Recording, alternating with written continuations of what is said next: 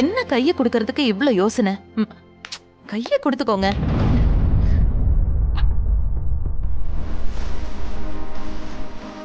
ஒத்துமையா இருக்கணும். சரியா? எதுக்கு கஞ்சித்தனம் பண்ற கவிதா? சிரிக்கிறதுக்கு நல்லா சிரிங்க ரெண்டு பேரும். பாப்பா சரிங்க. இத பாருங்க, இனிமே நீங்க ரெண்டு பேரும் இந்த மாதிரி சண்டை போடக்கூடாது.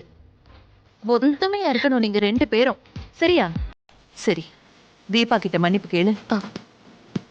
மன்னிப்பு கேளு கவிதா, கேளு. என்ன மன்னிச்சிரு. கேட்டல, மன்னிப்பு கேட்டுட்டால, இப்ப நீ மன்னிப்பு கேளு. நானும் கொஞ்சம் அதிகமா தான் பேசிட்டேன். சாரி.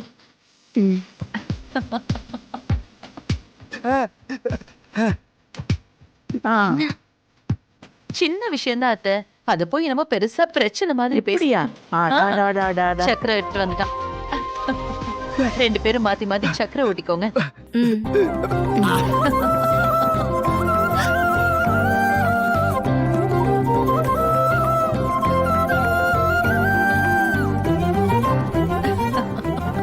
அவ்வளவுதான், பிரச்சனை முடிஞ்சது. இத பாக்குறதுக்கு எவ்வளவு சந்தோஷமா இருக்கு. ஆமாங்க அத்தை. இத பாருங்கம்மா, குடும்ப சந்தோஷத்துக்கு காசு பணம் மட்டும் இருந்தா போதாது, விட்டு கொடுத்து போற மனசும் வேணும்.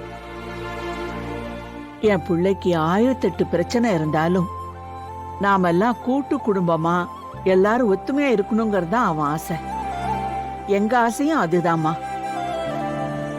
இதெல்லாம் கேட்டு நடந்துக்கிறது இப்ப மட்டும் இல்ல, எங்க காலத்துக்கு அப்புறமும் நீங்க இதே மாதிரி ஒத்துமையா குடும்பத்தை வழி நடத்திக்கிட்டு போகணும்.